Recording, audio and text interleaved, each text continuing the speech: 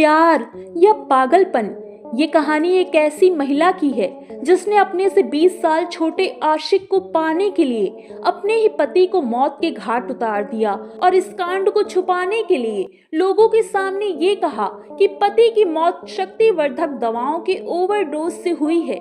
लेकिन जब postmortem report सामने आई तो लोगों के होश ही उड़ गए। आखिरकार क्या था उस रिपोर्ट में, आइए जानते हैं पूरी कहानी को। ये कहानी कानपुर में रहने वाली शबाना की है। शबाना अपने पति और बेटे के साथ कानपुर में रहती थी। दिन भर पति बाहर काम करता था और शबाना घर पर अकेली मोबाइल के सहारे अपना समय बिताती थी। इसी बीच शबाना ने सोशल मीडिया पर अपनी जवानी की फोटो लगाकर अपनी एक आईडी बनाई। उसके दिमाग में बहुत कुछ चल रहा था। उसे तलाश थी एक कम उम्र के नौजवान लड़के की। इसी बीच उसके पास सोशल मीडिया पर एक कम उम्र के नौजवान लड़के की रिक्वेस्ट आती है जिसका नाम रेहान होता है। रेहान शबाना की जवानी की फोटो देखकर दीवाना हो जाता है। दोनों के बीच बातचीत शुरू हो जाती है और ये बातचीत कब प्यार में बदल जाती है उन्हें पता भी नहीं चलता। रेहान शबाना से मिलने के लिए पागल हुआ जा रहा था। तभी शबाना कहती है, ठीक है रेहान, तुम दोपहर में आ जाना, मेरे पति उस समय घर पर नहीं रहते हैं। रेहान इस मौके का फायदा उठाकर शबाना से मिलने के लिए उसके घर पहुंच जाता है। इसी बीच दोनों के बीच जिस्मानी संबंध भी बन जाते हैं। संबंध बन जाने के बाद शबाना ठान लेती है कि उसे रेहान के साथ ही रहना है। भाड़ में गया उसका पति और उसका बेटा, मुझे तो बस रेहान के साथ ही रहना है। शबाना रेहान से 20 साल बड़ी होने के बावजूद भी रेहान के लिए पागल थी। शबाना ने अपने प्यार के बीच रोड़ा बन रहे अपने पति आबिद को रास्ते से हटाने के लिए एक खौफनाक प्लान बनाया। शबाना का पति कभी कभी शक्तिवर्धक दवाई लेता था।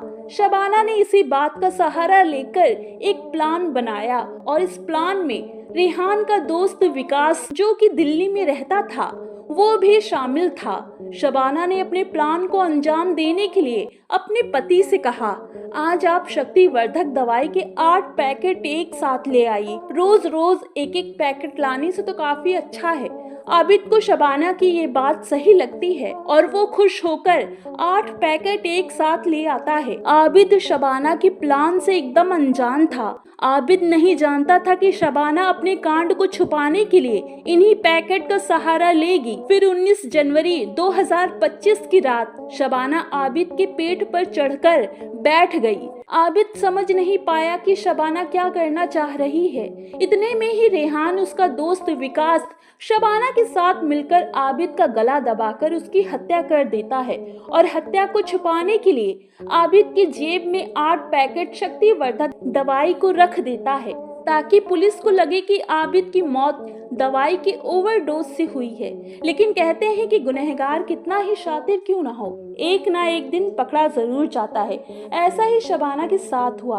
आबिद की लाश का जब पोस्टमार्टम करवाया गया तब पता चला कि आबिद की मौत गला घोटने से हुई है। इसके बाद शबाना की कॉल डिटेल्स निकाली गई जिससे पता चला कि शबाना रेहान से बातचीत करती है और हत्या वाले दिन भी उसने रेहान से काफी देर तक बातचीत की थी। जब पुलिस ने शबाना और रेहान से कड़ाई से पूछताछ की तो शबाना और रेहान ने अपना जुर्म कबूल कर लिया। विकास को भी पुलिस ने पकड़ लिया। विकास ने बताया कि उसने रेहान का साथ सिर्फ पैसों के चलते दिया था।